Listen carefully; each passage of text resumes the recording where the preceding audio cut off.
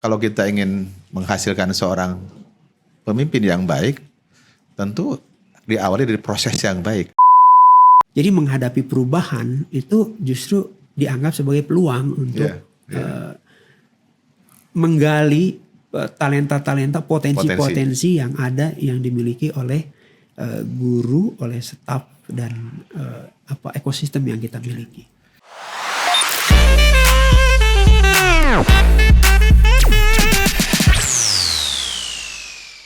Assalamualaikum warahmatullahi wabarakatuh. Bertemu kembali dengan kami Edukes PGRI, Educational Podcast. Podcast yang memberikan pencerahan, pemikiran untuk kemajuan pendidikan di Indonesia. Para guru dan kepala sekolah yang saya banggakan, pada sesi yang kedua ini, kita akan melanjutkan perbincangan kita tentang Great Leader, Great School. Masih bersama saya dengan pengamat pendidikan, pakar pendidikan dari PB PGRI, Bapak Dr. Jejen Musbah. Assalamualaikum Kang. Waalaikumsalam Kang Agus. Bahagia sekali saya bisa bertemu kembali dengan Akang untuk melanjutkan knowledge sharing kita. Mudah-mudahan kegiatan ini bermanfaat untuk para guru dan kepala sekolah di seluruh Indonesia. Amin. Kang, pada pembahasan yang lalu, kita sudah banyak berbicara tentang multiple intelligences, antara lokal dan global, pendidikan inklusif, isu lingkungan, sampai kepada kuantitas dan kualitas. Nah, saya pernah membaca sebuah tulisan, Kang, ya, tentang keberhasilan Steve Jobs dalam mengembangkan Apple. Ternyata ada 3, Kang, itu yang disebutkan. Kenapa Steve Jobs begitu berhasil? Kan dulu pernah booming dengan iPad yang pertama dari Apple, ya. Nah, ternyata ada 3 katanya. Yang pertama adalah leadership yang visioner. Akang sudah menjelaskan dengan berbagai karakter tadi, ya. Kemudian yang kedua, nah ini Kang, yang kedua adalah selalu ada tim, ya, yang menerjemahkan sang leadership yang visioner. Nah, yang ketiga, tidak ada satupun program yang dilakukan kecuali semuanya dengan kolaboratif. Nah, pandangan Akang nih tentang hal itu bagaimana, Kang? Silakan. Ya, jadi pemimpin itu kan disebut pemimpin kalau dia punya pengaruh. Oh ya. Punya pengaruh, ya. Dia bisa mempengaruhi. Ya. Ya, guru, Betul. staf, begitu.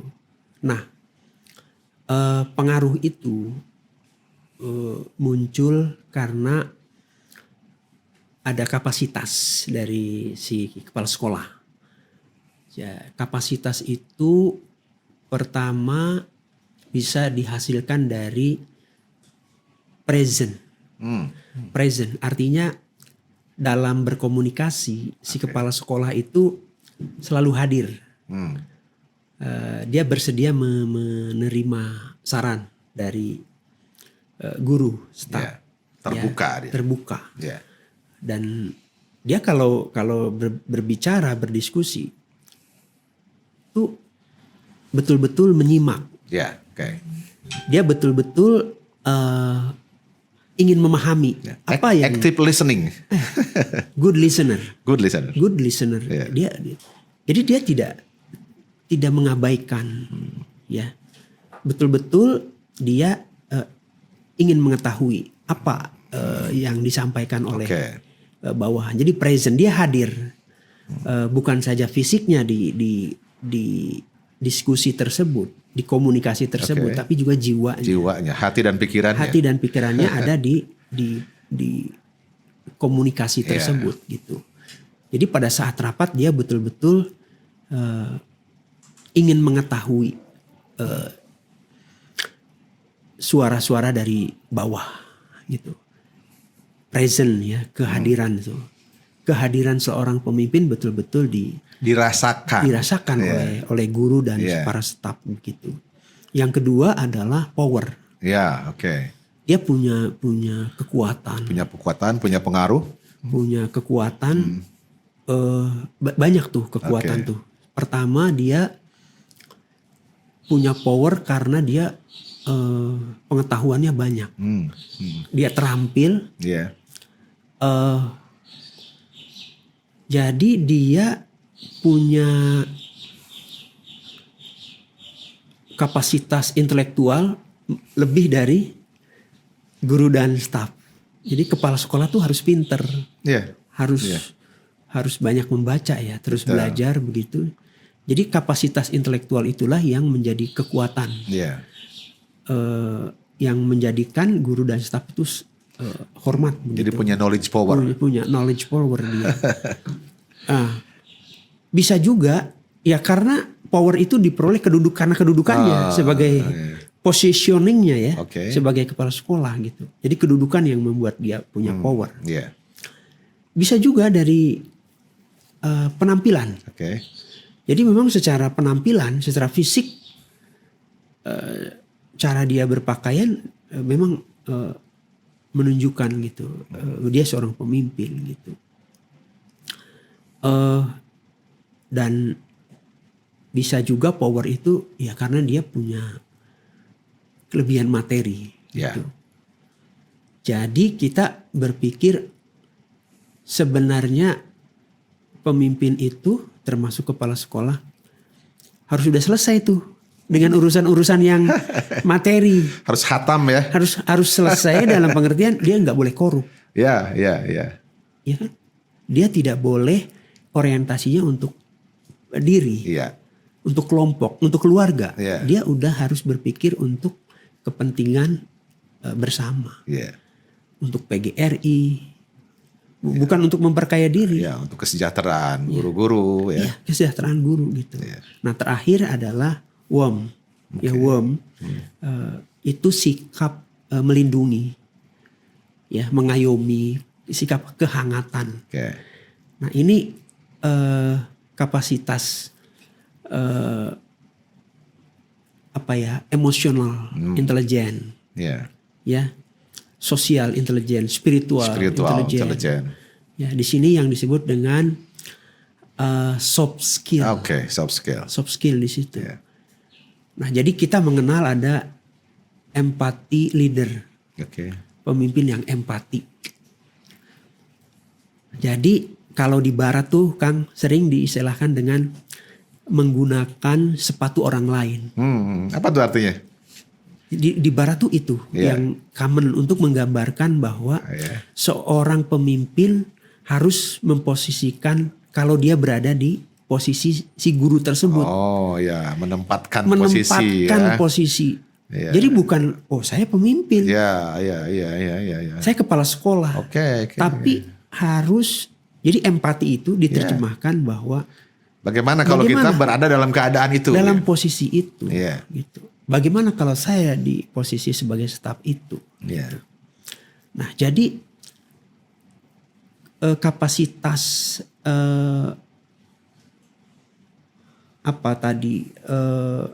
karakter ya, kapasitas karakter.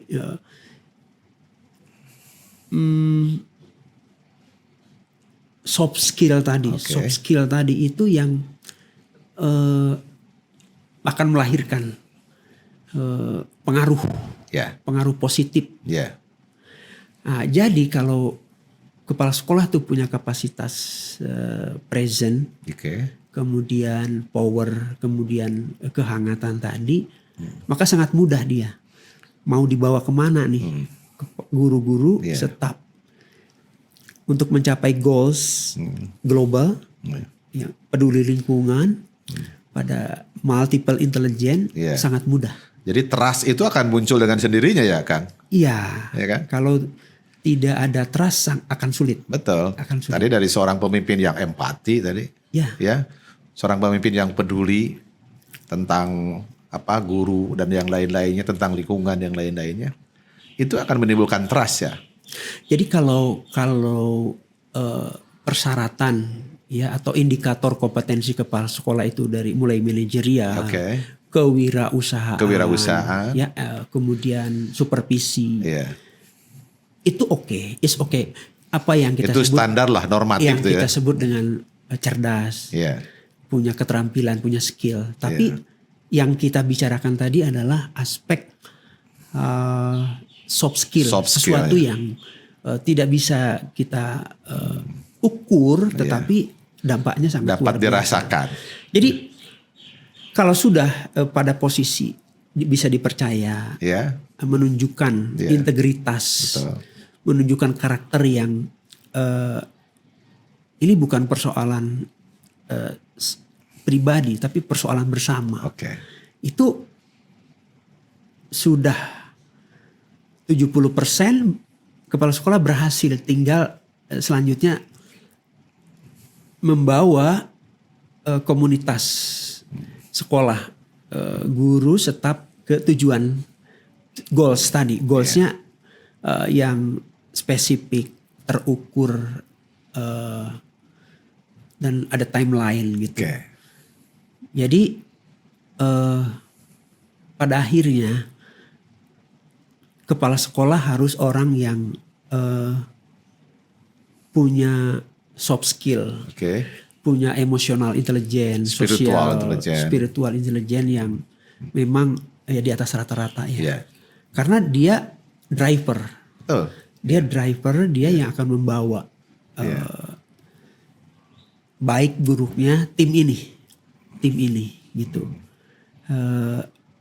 Jadi dia bisa menyatukan tuh kapasitas, variasi kapasitas, aneka kapasitas guru-guru, sumber daya di sekolah, mulai dari sumber daya manusia, sumber daya fasilitas, sumber daya keuangan, ya, sumber daya ekosistem tadi. Dia bisa membawa itu ke goals, ke tujuan yang dicita-citakan. Jadi kuncinya adalah bagaimana kepala sekolah menyadari bahwa goals tadi, tujuan. Visi misi tadi hanya bisa dicapai kalau dia berhasil membangun tim yang solid, tim yang percaya kepada dia, bahwa dia mampu. Sehingga secara sukarela apapun yang diprogramkan kepala sekolah akan diikuti. Ya, jadi ini bukan guru-guru yang cerdas, tetapi atomistik, bergerak sendiri-sendiri, gitu. Partikel-partikel kecil. Jadi banyak kepala sekolah berada di lingkungan banyak guru yang potensial, yang punya talenta yang bermacam-macam, tapi dia tidak bisa mengkapitalisasi aneka kecerdasan ini menjadi sebuah kekuatan tim untuk mencapai goals, visi misi gitu loh. Jadi guru-guru terserak menjadi atomistik tadi, berprestasi sendiri-sendiri, tetapi tidak menyatu sebagai sebuah tim untuk mencapai tujuan sekolah kita.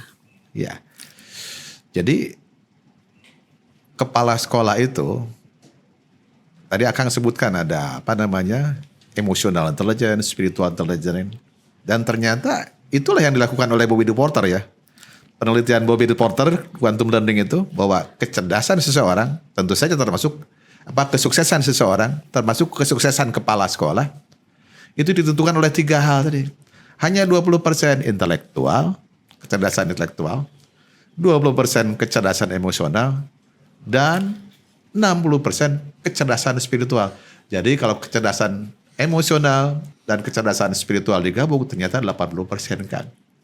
Seperti yang Akang jelaskan tadi. Iya, jadi nanti memang kita harus tepat ya. Kita harus tepat memilih pemimpin. Tadi yang bagaimana supaya tepat tadi. Tepat itu solusinya tadi merit system. Merit system, bukan patron system. Nah, tentu yang perlu dipikirkan oleh para pemimpin, para kepala sekolah, yayasan tentang isu kaderisasi. Oh, iya. Ya. Betul. Jadi untuk memperoleh pemimpin yang punya kapasitas tidak saja intelektual tapi juga emosional tadi, kita harus punya sistem kaderisasi bahwa ini harus ada regenerasi di tahun-tahun berikutnya gitu. Dan pemimpin itu tidak dilahirkan. Dia bukan sesuatu yang given, taken for granted. Dia bukan sesuatu yang genetik, tetapi pemimpin itu dididik, dibentuk, dilatih dalam sebuah pendidikan atau sebuah kawah canda di muka yang secara teoritik mungkin bisa pelatihan seminar, tapi sesungguhnya bisa learning by doing. Ya, di mana seorang kepala sekolah tidak lahir ujug-ujug tetapi dari bawah. Mungkin dari guru, dari wakil kepala sekolah, kemudian terus begitu. Nah, jadi kita tidak melihat satu visi di mana banyak sekolah punya sistem kaderisasi yang bagus. Gitu. Seolah-olah kepala sekolah ini akan terus menjabat sebagai kepala sekolah. Jadi sekali lagi harus ada, saya kira PGRI PGRI harus punya sebuah sistem kaderisasi. Calon-calon pemimpin bukan saja di sekolah, kampus, tetapi juga di organisasi PGRI-nya sendiri, sehingga kita betul-betul punya standarisasi. Seorang pemimpin gitu. Sekali lagi kalau tidak disiapkan dalam sebuah kurikulum yang matang, maka kita akan krisis mengalami krisis kader atau krisis pemimpin yang ideal. Makanya jadi, sangat penting Kang. Jadi seorang kepala sekolah PGRI harus tahu siapa kadernya. Sehingga jelas, dan kader itu alangkah bagusnya kalau difasilitasi oleh PGRI. Jadi ada pendidikan kader untuk persiapan kepala sekolah. Sehingga kita tidak kekurangan SDM ketika sebuah sekolah sudah maju dan harus berganti kepala sekolah. Saya kira begitu ya Kang ya? Iya, jadi kita harus sepakat bahwa tadi pemimpin yang hebat, great leader itu tidak lahir tiba-tiba. Dia tidak turun dari langit, tetapi harus merupakan sebuah proses panjang yang harus disiapkan dengan sebaik-baiknya, dan memang dia harus by design. Jadi untuk melahirkan seorang pemimpin yang hebat itu by design, tidak menunggu, gitu. Dan ya sudah dibuktikan ya bahwa kalau kita menggunakan paradigma yang seperti tadi, bahwa ini harus diciptakan, ya harus by design, maka potensi-potensi ya talenta-talenta kader-kader itu akan bermunculan gitu. Kita mengharapkan bukan satu sistem yang membunuh sebelum berkembang, tetapi justru memfasilitasi lahirnya, memberdayakan talenta-talenta kepemimpinan di PGRI. Ya betul Kang. Karena kalau kita ingin menghasilkan seorang pemimpin yang baik, tentu diawali dari proses yang baik. Tidak ujug-ujug, wah jadi pemimpin gitu ya. Dan menurut saya sebuah kaderisasi di PGRI memang harus masif disiapkan. Seperti itu Kang. Nah selanjutnya Kang, satu lagi nih dari saya nih. Sekarang kan eranya itu era yang perubahan itu kadang-kadang tidak pasti. Tiba-tiba terjadi perubahan. Kayak kemarin kan tiba-tiba ada COVID. Orang-orang sering menyebutnya disrupsi lah ya, seperti itu. Nah, bagaimana nih Kang seorang kepala sekolah bisa mempertahankan mutu dalam situasi yang seperti tadi Kang? Ketidakpastian lah, kemudian kebutuhan masa depan.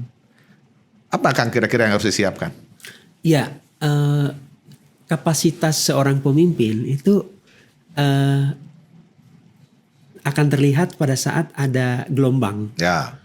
ada tantangan, ada masalah besar ya, chaos. Ada chaos, ada pandemi, ada konflik. Nah itu akan terlihat kapasitasnya. Apakah dia memang punya kapasitas seorang pemimpin atau tidak begitu. Jadi kita akan melihat justru kapasitas kepemimpinan itu pada saat dihadapkan dengan masalah besar, perubahan. Ya, perubahan. Ya. Perubahan. Dan bicara perubahan, ini percepatannya luar biasa gitu. Oke. Jadi seorang pemimpin butuh kapasitas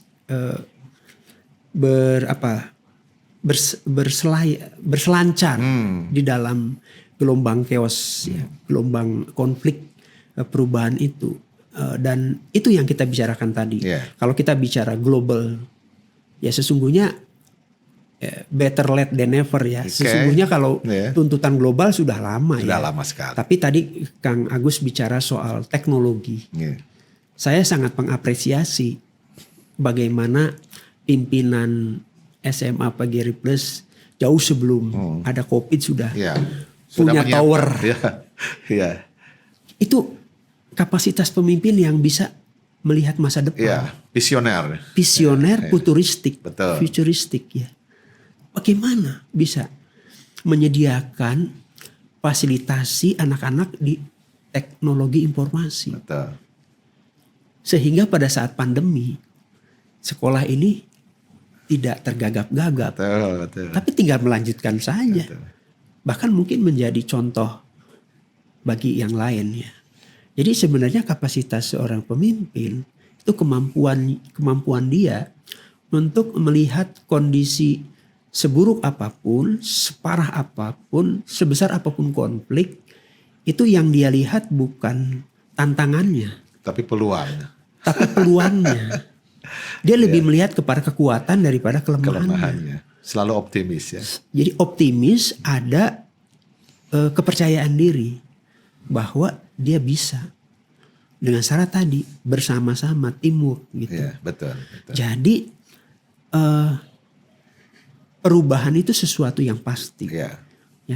Tapi bagaimana kita mampu melampaui, melewati perubahan itu? Beradaptasi dengan perubahan ya.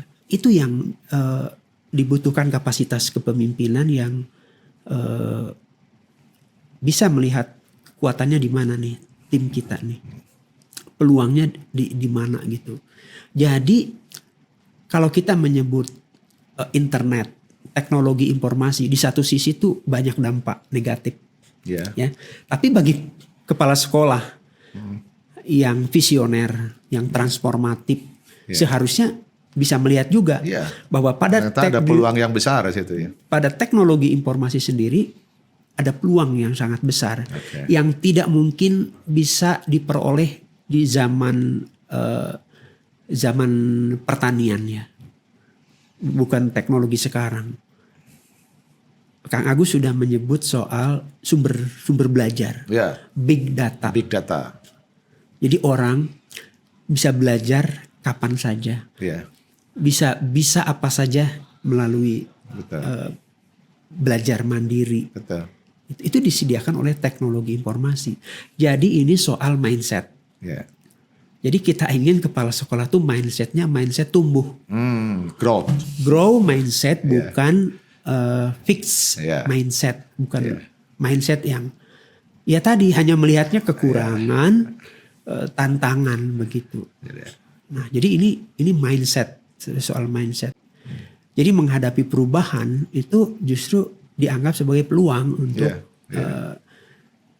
menggali talenta-talenta, potensi-potensi yang ada, yang dimiliki oleh guru, oleh staf dan ekosistem yang kita miliki.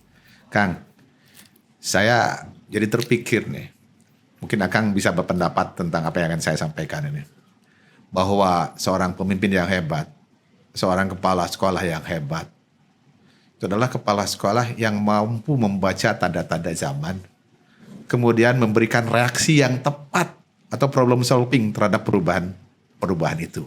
Gimana tuh Kak? Ya problem solving ya. Itu kan kapasitas atau kompetensi abad 21. Ya, betul. Jadi ini kelemahan kita. Kelemahan kita di problem solving. Jadi sesungguhnya kalau ukurannya internasional kita juga kalah Kang Agus. Yeah. Jadi kalau ada parameter negara yang paling inovatif, jadi negara yang berinovasi, wah kita urutan 80 kalau nggak salah. Kita jauh ya. Jadi dari inovasi Singapura malah masuk masuk ke tataran atas ya. Inovatif. Top level mereka. Top level. Yeah. Jadi inovasi itu, invention, temuan-temuan itu lahir dari sebuah kegalauan ya.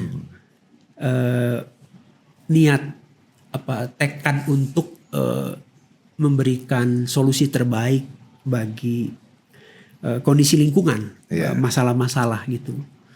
Nah, karena itu kepala sekolah harus mulai nih kurikulumnya itu berbasis problem solving. Oke. Ya. Bahkan dimulai bukan di SMA tapi di SD. Problem solving. Siswa kita tuh kurang kritis. Kurang kritis karena gurunya tidak kritis. Mungkin juga karena kepala sekolahnya tidak kritis. Dulu juga diajarinya tidak kritis dulu ya. Tidak kritis gitu. Jadi kita mulailah critical thinking ini sangat penting gitu kan. Critical thinking. Jadi pembelajaran kita harus tidak tercerabut dari lingkungan siswa.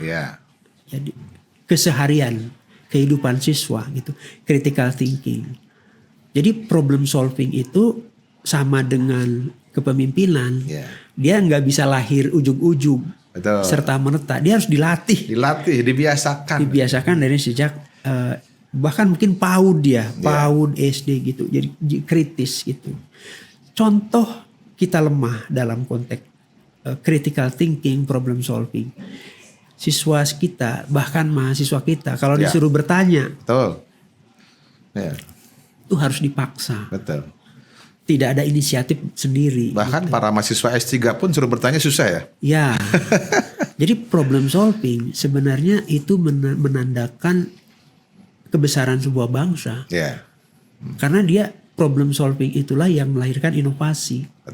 Melahirkan inovasi-inovasi dan kenapa piala penghargaan tertinggi itu di bidang sains atau di keilmuan itu kita belum ada kan, kita belum Nobel Prize kan kita belum ada. Belum ada orang Indonesia. Karena tadi problem solving kita masih lemah. Ini kenapa terjadi di samping sistem persekolahan, kurikulum persekolahan, ekosistem kita tidak disiapkan untuk riset. Ya, dana riset kita masih sangat rendah. Jadi itu kita bisa mulai dari tadi keyakinan kepala sekolah bahwa memang harus dimulai dari sekolah untuk membangun critical thinking. Dari sistem pembelajaran bukan satu arah, bukan teacher center, tetapi harus student center. Nah itu bibit-bibit atau potensi-potensi untuk ke critical thinking, kemudian ke problem solving. Jadi problem solving harus mewarnai bukan saja bidang sains, teknologi, tapi juga sosial. Harus ada keseimbangan. Jadi saya melihat ada ketidakseimbangan nih. Kalau kemajuan di bidang teknologi ya, luar biasa, tapi bagaimana problem sosial dalam bidang sosial? Dalam bidang sosial kita atasi. Ya mungkin makan siang gratis merupakan problem solving atas kekurangan gizi. Oke, Kang Jejen ini. Sebenarnya kalau kita mau lanjutkan kita bisa sampai buka Kang ini. Ya. Para pemirsa sekalian, demikianlah perbincangan kita dengan Dr. Jen Muspa, Ketua PB PGRI, dengan tema Great Leader, Great School. Terima kasih atas perhatiannya. Kita akan bertemu kembali dalam Edukes PGRI di kegiatan yang akan datang. Assalamualaikum warahmatullahi wabarakatuh. Waalaikumsalam warahmatullahi wabarakatuh. Makasih Kang Agus.